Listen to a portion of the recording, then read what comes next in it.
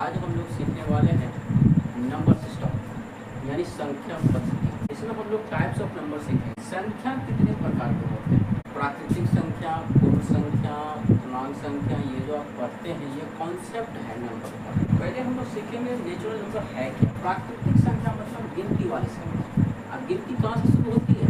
एक से ही शुरू होती है ना। नेचुरल नंबर को एन से रिप्रेजेंट करते हैं। किससे रिप्रेजेंट करते हैं? एन से। N 1 2 3 4 dot dot dot dot to infinity.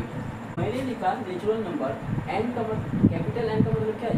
Natural number. ठीक है, कहीं भी अगर लिखा रहे कैपिटल एन तो समझिएगा नेचुरल नंबर है ना। एन बराबर 1 2 3 4 5 6 7 8 टू इंफिनिटी। यानी नेचुरल नंबर एक से शुरू होती है, अनंत तक चलती है ना। अब कहेगा सबसे छोटी प्राकृतिक संख्या कितनी होगी? तो एक होगी। और सबसे बड़ी की कल्पना हम लोग नहीं कर सकते हैं, कितनी हो सकती है। ये अनंत तक होती है, इसलिए हम लोग इसकी कल्पना नहीं कर सकते। प्राकृतिक संख्या समझ के। प्राकृतिक संख्या गिनती वाली संख्या को कहते हैं, है ना। गिनती एक से शुरू होती है। नेक्स्ट हम लोग सीखेंगे पूर्ण संख्या। अब सवाल है पूर्ण संख्या किसको कहते हैं? पूर्ण संख्या मतलब होल नंबर। प्राकृतिक संख्या में जब जीरो शामिल कर देते हैं ना वो पूर्ण संख्या बन जाती है। समझ में आई बात? जब प्राकृतिक संख्याओं में जीरो शामिल कर देते हैं यानी कब? शुरू में। समझ में आई? कुछ आपको समझ में आया? प्राकृतिक संख्या 1 2 3 4 5 6 इंफिनिटी। समझ? प्राकृतिक संख्या 1 से शुरू होती है, पूर्ण संख्या 0 से शुरू होती है ना। पूर्ण संख्या 0 से शुरू होती है और अनंत तक चलती है, यानी 0 1 2 3 4 5 6। इसमें मैंने जोड़ा क्या? 0। अगर आप पूर्ण संख्या की परिभाषा यहाँ से आप निकालना चाहते हो तो क्या हो सकता है? आप बोल सकते हैं प्राकृतिक संख्याओं के शुरू में जब 0 शामिल कर देते हैं उससे प्राप्त संख्या क्या होगी? पूर्ण संख्या होगी। समझ में आ गई? नेक्स्ट नंबर्स हम लोग सीखेंगे इंटीजर्स, जिसको आप पूर्णांक कहते हैं। पूर्णांक समझिएगा, जब संख्याओं को धनात्मक और ऋणात्मक चिन्ह के साथ लिखा जाता है तो उस संख्या पूर्णांक कहते हैं। पूर्णांक का मतलब क्या हुआ? इसको आप संधि विच्छेद कीजिएगा ना। पूर्णांक का मतलब पूर्ण जोड़ अंक, यानी वैसा अंक जो पूरा अंक लिखा, इसका मतलब पूरा अंक लिखा जाएगा। बसंते ध्यान रखिएगा, इसमें पूर्णांक को हम लोग रिप्रेजेंट करते हैं जेड से। पूर्णांक को हम लोग रिप्रेजेंट किससे करते हैं? जेड से, है ना। सूचित करते हैं जेड से। तो इसका मतलब क्या हो जाएगा? देखिए, अगर मान लीजिए हमको 1 से लेकर 3 तक नंबर लिखना पड़े तो हम लोग नेगेटिव पॉजिटिव में कैसे लिख सकते हैं? -3 -2 -1 0 1 2। समझ में? अगर हमको 1 से लेकर 3 तक नंबर लिखना हो उसको इंटीजर्स फॉर्म में हम लोग कैसे लिखेंगे? जेड बराबर -3 -2 -1 0 1 2। जनरली अगर कहना था, जनरली मतलब क्या हो? देखिए, -3 -2 -1 0 1 2 3। समझ में? इधर आपको नेगेटिव, ये नेगेटिव नंबर, इधर क्या हो? 0 सीधा पॉजिटिव नंबर लिखा गया। दाईं की ओर पॉजिटिव और बाईं की ओर क्या लिखा जाता है? नेगेटिव। तो आप इसको संख्या रेखा पे भी दिखा सकते हैं, है ना। नंबर लाइन पे भी आप इसको शो कर सकते हैं। बस ध्यान रखना है, इंटीजर्स को हम लोग पॉजिटिव नेगेटिव दोनों फॉर्म में लिखते हैं, है ना। ये जो 0 आपका है न्यूट्रल नंबर, क्या है? न्यूट्रल उदासीन संख्या इसको कहते हैं 0। पूर्णांक हमेशा किस रूप में लिखा जाता है? नेगेटिव और पॉजिटिव चिन्ह के साथ लिखा जाता है, क्योंकि पॉजिटिव तो चिन्ह नहीं लिखा जाता लेकिन नेगेटिव चिन्ह लिखा जाता है ना। नेगेटिव साइन आपको लिखना ही पड़ेगा। इवेंट नंबर, इवेंट नंबर समझ रहे हैं क्या? जिसको आप हिंदी में सम संख्या कहते हैं। सम संख्या मतलब क्या है? जिस संख्या को हम लोग 2 से भाग देंगे वो पूरा कट जाए, वैसी संख्या जिसको 2 से भाग देने पर पूरा कट जाता हो उसको क्या कहते हैं? सम संख्या कहते हैं। ठीक है, तो सम संख्या के एग्जाम्पल आप थोड़ा देख सकते हैं। आप कहिएगा भाई दो सम संख्या कैसे है, हम पता कैसे करेंगे। देखिए, दो को अगर दो से आप भाग देते हैं कितना आता है, एक बार में कटता है, ये पूरा भाग लग जाता है ना। अगर दो को फिर चार में चेक करना चाहते हैं, 2 से 4 में दे दिए, 2 दूना 4 कट गया, यानी शेष 0 बचाना। तो आप समझ गए हैं। आइए विषम संख्या की बात करते हैं। विषम संख्या मतलब क्या, इसका सिर्फ अपोजिट। इसमें हमने इवन नंबर मतलब सम संख्या में हमने क्या पढ़ा, जिस संख्या को 2 से भाग देने पर पूरा भाग लग जाता है उस संख्या को सम संख्या कहते हैं। यहाँ बस उल्टा हो जाएगा, इसका सम का उल्टा विषम, यानी जिस संख्या को 2 से भाग देने पर पूरा ना कटता। तो हम लोग एग्जाम्पल लेंगे, अभी थोड़ा ध्यान रखिएगा। इसका एग्जाम्पल देखिए, इसका एग्जाम्पल हम लोग लिखेंगे। अब 1 3 5 7 9 11 जो हमने लिया है, ये कौन सी संख्या है। अगर हम इस संख्या में भाग देंगे 2 से, कोई भी 5 में 2 से भाग दीजिए, कितना आएगा, 2 दूना 4, बाकी बच जाएगा 1। देखिए 2 से अगर 5 में भाग दीजिएगा कितना होगा, 2 दूना 4, बाकी बच जाएगा 1। पूरा नहीं भाग लग रहा, नहीं यहाँ पे 1 बच जाता है। अगर यहाँ 0 लेते हैं तो पॉइंट में आ जाएगा, क्योंकि उसको पॉइंट में नहीं लाना। यानी भाग देने पर पूरा कटना चाहिए, बचना नहीं चाहिए, ठीक है। इसका ये कहना। नेक्स्ट नंबर्स की ओर चलते हैं। नेक्स्ट नंबर की बात करेंगे, अभाज्य संख्या, जिसको आप रूट संख्या भी कहते हैं। अभाज्य संख्या भी समझना है, रूट संख्या भी समझना है, दोनों सेम ही होता है। एग्जाम में अगर रूट संख्या आ जाए तो आप समझिए, आपको पढ़िएगा अभाज्य तो इतना आ जाएगा रूट, ठीक है। ये दोनों को ध्यान में रखना पड़ेगा, तब जाके आपको आगे क्वेश्चन सोल्यूशन कर पाएंगे। अंग्रेजी में इसको प्राइम नंबर कहते हैं। हम लोग समझेंगे अभाज्य संख्या किसको कहेंगे। अभाज्य संख्या का अंदर सीधा ये समझेगा, जिस संख्या का केवल 2 ही फैक्टर हो उस संख्या को अभाज्य संख्या कहते हैं, प्राइम नंबर कहते हैं, रूट संख्या कहते हैं। समझ में आगे बात। जिस संख्या का केवल 2 ही फैक्टर होगा, अब भाई बताइए कौन सा फैक्टर। देखिए 2 3 5 या इन्फिनिटी तक गया। अब कहिएगा तो अभाज्य संख्या है कैसे। मैंने आपको इसका डिफिनीशन क्या बताया, जिस संख्या का केवल 2 ही फैक्टर हो यानी गुणनखंड हो उस संख्या को अभाज्य संख्या है।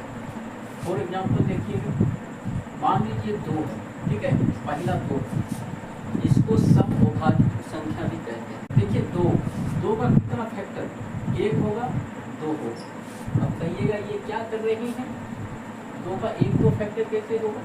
इसका मतलब ये हुआ 2 को किस संख्या से भाग दे सकते हैं।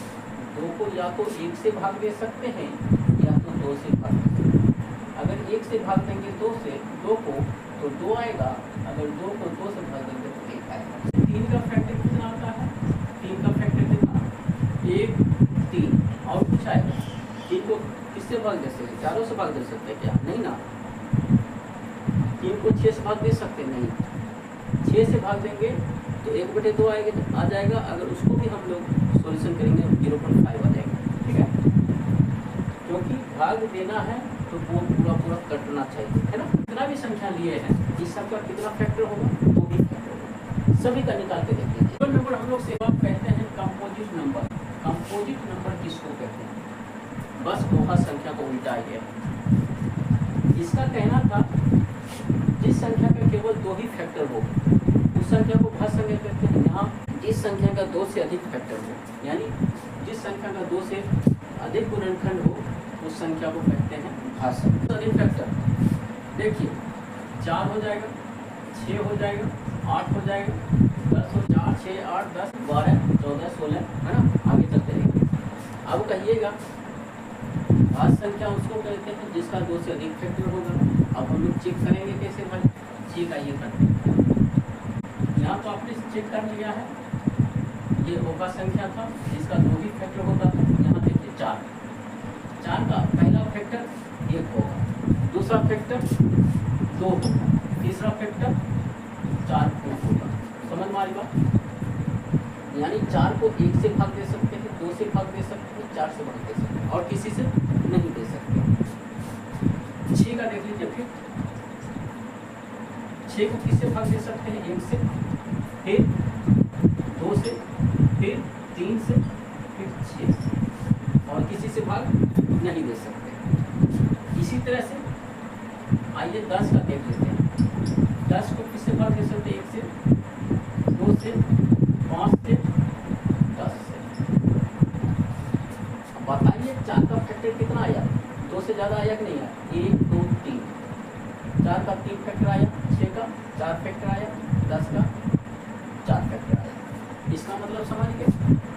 भाज्य संख्या उसको कहते हैं जिसका 2 से अधिक फैक्टर होता है। जिस संख्या का 2 से अधिक फैक्टर हो उस संख्या को भाज्य संख्या कहते हैं या यौगिक संख्या कहते हैं या कंपोजिट नंबर कहते हैं। समझ में आएगी बात? ये क्लियर है कॉन्सेप्ट? आइए अब नेक्स्ट सहअभाज्य संख्या, जिसको आप अंग्रेजी में प्राइम नंबर कहते हैं। वो प्राइम नंबर आप किसको कहते हैं थोड़ा सा ध्यान रखिएगा। सहअभाज्य, इसका मतलब यही से क्लियर हो गया, ये जो संख्या लिखा जाएगा पेयर फॉर्म में लिखा जाएगा, यानी जोड़ा के रूप में लिखा जाएगा। तो इसको समझाने से पहले हम लोग पहले डिफिनीशन क्लियर करते हैं। सहअभाज्य संख्या को प्राइम नंबर वैसी संख्याओं के जोड़े जिसके गुणनखंड अगर लिए जाए, जिसका उस जोड़े का गुणनखंड अगर लें तो उसमें एक को छोड़कर दूसरा कोई उभयनिष्ठ गुणनखंड ना हो। उभयनिष्ठ गुणनखंड मतलब कॉमन फैक्टर ना होना चाहिए। सहअभाज्य संख्या को किस रूप में लिखेंगे? सम विषम सम विषम के रूप में लिखेंगे। एक सम संख्या लिखें, एक विषम संख्या लिखेंगे। दो प्राइम नंबर का मैंने एग्जांपल लिया है। दो प्राइम नंबर को हमेशा जोड़ा के फॉर्म में लिखते हैं। जोड़ा मान लो हम कौन सा? एक विषम संख्या, एक सम संख्या लिखते हैं। देखिए इसमें एक सम है, एक विषम है, एक सम है, एक विषम है, एक विषम है, एक सम है। उल्टा सीधा आप लिख सकते हैं सम विषम का, ऐसा नहीं, पहले सम ही होना चाहिए, ऐसा नहीं। विषम सम भी लिख सकते हैं, सम विषम भी लिख सकते हैं। अगर मान लीजिए 2 3 का अगर हम लोग फैक्टर निकालें, 2 का फैक्टर अगर निकालते हैं कितना आता है? 1 2। 3 का फैक्टर निकालते हैं कितना आता है? 1 3। अब देखिए इसमें कॉमन फैक्टर मैच कर रहा है कि नहीं कर रहा है? मैं समझाऊंगा आगे आपको। एक मान लीजिए और क्या है? 5 6। मान लीजिए 14 पर है, ठीक है? 14 पर 14 का फैक्टर कितना होगा? 1 आएगा, 2 आएगा, फिर 7 आएगा, 14 आएगा, फिर 15 का फैक्टर क्या है? 15 का फैक्टर आ जाएगा 1 3 5 15। समझ में? अब इसमें आप देखिए कॉमन फैक्टर एक ही है और दूसरा कोई कॉमन फैक्टर दिख रहा है? 2 3 नहीं, 7 5 है, 14 15 और कोई मैच नहीं कर रहा। इसका मतलब ये हुआ वो प्राइम नंबर, यहाँ एग्जाम्पल जो मैंने आपको ये बताया है इससे ये क्लियर हुआ वो प्राइम नंबर उस नंबर को कहते हैं अगर ये जो जोड़ा है, अगर उस जोड़ा का गुणनखंड लिया जाए तो यानी एक उभयनिष्ठ गुणनखंड को छोड़कर और कोई दूसरा गुणनखंड नहीं होना चाहिए, है ना? यानी एक और एग्जांपल मैं आपको बता दूँ, थोड़ा सा देखिए। मान लीजिए मैं ले लेता हूँ 12 14, ठीक है? 12 14 इसको आप ये को प्राइम है ये नहीं, 12 का क्या लिख सकते हैं? 1 2 3 6 12 लिख सकते हैं, यानी फैक्टर ये आएगा 12 का फैक्टर। फिर 14 का फैक्टर आइए निकालते हैं। 14 का फैक्टर 1 2 7 14। एक बात है, देखिए एक तो कॉमन फैक्टर आ गया, एक कॉमन फैक्टर आया है, यहाँ 2 भी कॉमन फैक्टर आ गया और कुछ आ रहा है प्राइम कहेंगे या इसको को प्राइम कहेंगे? इसका कहना यह है को प्राइम हम उस संख्या को कहते हैं जिनके गुणनखंडों में एक को छोड़कर और दूसरा कोई उभयनिष्ठ गुणनखंड ना हो, है ना। यहाँ तो एक भी उभयनिष्ठ गुणनखंड आ गया और दो भी आ गया, इसीलिए यहाँ कहा गया है उभयनिष्ठ गुणनखंड सिर्फ एक ही होगा, तो और दूसरा कोई नहीं हो सकता। यहाँ तो एक भी आ गया उभयनिष्ठ कॉमन फैक्टर और दो भी कॉमन फैक्टर आ गया, इसीलिए ये को प्राइम नंबर नहीं कहलाएगा। क्लियर, समझ में आई बात? सहउभाज्य संख्या उसको कहते हैं यानी एक इसमें से जिसका सिर्फ केवल एक ही गुणनखंड होगा, ठीक है, कॉमन फैक्टर एक ही होगा और दूसरा कोई नहीं हो सकता। इसकी बात क्लियर? अगर कोई कौन दिक्कत हो तो पूछ लीजिए। आइए नंबर की बात करेंगे, परिमेय संख्या, जिसको आप अंग्रेजी में रेशनल नंबर कहते हैं। परिमेय संख्या हम लोग समझेंगे, मैं डिफिनेशन आपको इसलिए नहीं लिख रहा हूँ, मैं आपको समझा रहा हूँ, ठीक है, डिफिनेशन क्लियर हो जाएगा। तो परिमेय संख्या हम लोग सीखे हैं क्लास 9 में, वैसी संख्या जिसे P/Q के रूप में लिखा जा सके। P/Q के रूप में लिखा जा सके, जहाँ Q does not equal to 0, है ना। जिस संख्या को P/Q के रूप में लिख सकते हैं और Q 0 नहीं हो और PQ क्या होगा, पूर्णांक होगा, यानी इंटीजर्स होगा, ठीक है। जहाँ P और Q पूर्णांक होगा और Q का मान 0 बराबर नहीं होना चाहिए, तो इस कंडीशन में जो फॉलो करेगा वो परिमेय संख्या कहलाएगा। समझ में आ गई बात? तो आइए P/Q के रूप में कोई संख्या लिखते हैं। देखिए, लिख लीजिए 2/5, 4 भी लिख सकते हैं, -5/6 भी लिख सकते हैं, है ना, और 0 भी लिख सकते हैं। ये सब क्या है, परिमेय संख्या। ये किस रूप में लिखा हुआ है? देखिए 2/5 P/Q के रूप में है ना, 4 है, अब देखिएगा 4 तो P/Q के रूप में नहीं है, 4 को हम लोग लिख सकते हैं 4 बराबर 4/1, ये इस रूप में आ गई है।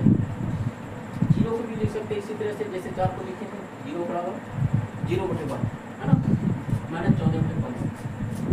समझ में आ गई बात? ये जो आप समझ गए ना, यही कॉन्सेप्ट है परिमेय संख्या का। तो नेक्स्ट नंबर्स की बात करेंगे। अब कहिए कि परिमेय संख्या किसको कहेंगे? परिमेय संख्या समझिएगा दोस्तों, जैसे हमने परिमेय संख्या समझा, जिस संख्या को P/Q के रूप में लिखा जा सकता है उसे वो परिमेय संख्या कहते हैं, और कंडीशन ये होना चाहिए Q 0 बराबर नहीं होना, बस इतना ही। परिमेय संख्या को समझ गए आप? वो परिमेय संख्या, परिमेय संख्या को उल्टा है वो परिमेय संख्या। हम लोग इसका डिफिनेशन ऐसे लिख सकते हैं, जिस संख्या को वैसी संख्या जिसे P/Q के रूप में लिखा नहीं जा सके, वैसी संख्या को अपरिमेय संख्या कहते हैं, जिसको हम P/Q के रूप में नहीं लिख सकते हैं, है ना। इसको तब किस रूप में लिख सकते हैं? हमेशा स्क्वायर रूट फॉर्म में लिखेंगे, है ना, स्क्वायर रूट फॉर्म में लिखेंगे, और वो नंबर क्या होगा, परफेक्ट स्क्वायर नहीं होगा। वो नंबर क्या होगा, परफेक्ट स्क्वायर नहीं होगा, यानी पूर्ण वर्ग नहीं होगा। समझ में आ गई बात? वो परिमेय संख्या को हमेशा स्क्वायर रूट के अंदर में लिखा जाता है, ठीक है। अब स्क्वायर रूट का साइन तो जान भी करते हैं, स्क्वायर रूट का साइन ये होता है, इस रूप में लिखा जाएगा, ठीक है, रूट में लिखा जाएगा। समझ में आई बात? देखिए √5 2√5 4/2√5, और इसको आप ऐसे भी लिख सकते हो 2 + 6√10। ये सब क्या है? ये भी अपरिमेय संख्या है, ये भी अपरिमेय संख्या, ये भी अपरिमेय संख्या। अब √5 मैंने क्या कहा, रूट के अंदर में जो संख्या लिखा जाएगा वो परफेक्ट स्क्वायर नहीं होगा। ये 5 परफेक्ट स्क्वायर है नहीं ना, यहाँ भी 5 परफेक्ट स्क्वायर नहीं, यहाँ भी नहीं है और यहाँ भी नहीं है, ठीक है। वो परिमेय संख्या को हमेशा रूट के अंदर में लिखा जाएगा, ठीक है। अब कहिएगा ये तो रूट के अंदर में है, ये नहीं है, तो इसको क्या कहेंगे? देखिए हैं तो भी परिमेय संख्या, घटाते तो भी परिमेय संख्या, अगर भाग भी देंगे तो परिमेय संख्या। अगर इस सबको भाग दे के निकाल भी दे तो ऊपर में संख्या ही आएगा। ठीक है, समझ में आ गई बात। रियल नंबर को हिंदी में वास्तविक संख्या कहते हैं। अब वास्तविक संख्या है ये दोनों भाई जो आप समझा ना, परिमेय और उपरिमेय, ये दोनों का समूह ही वास्तविक संख्या। बोलने का मतलब ये है परिमेय और उपरिमेय संख्या का समूह क्या कहलाता है? वास्तविक संख्या कहलाता है, यानी रियल नंबर कहलाता है। समझ में आ गई। इसको हमेशा रिप्रेजेंट किससे करते हैं? रियल नंबर को आर से रिप्रेजेंट करते हैं। किससे रिप्रेजेंट करते हैं? आर से। आर का आर जहाँ भी लिखा रहे तो समझिएगा रियल नंबर। रियल नंबर को आर बराबर यहाँ लिख सकते हैं, आर बराबर इधर। ठीक है, आर बराबर लिख सकते हैं 4/5, 2√10, 2 + 6√7, फिर -10/15, फिर etc। एग्जाम्पल नहीं लिखिए, जब रियल नंबर को आर से रिप्रेजेंट करते हैं आर बराबर क्या लिखिएगा, इतना लिख दीजिएगा। समझ में आइएगा एग्जाम्पल के रूप में।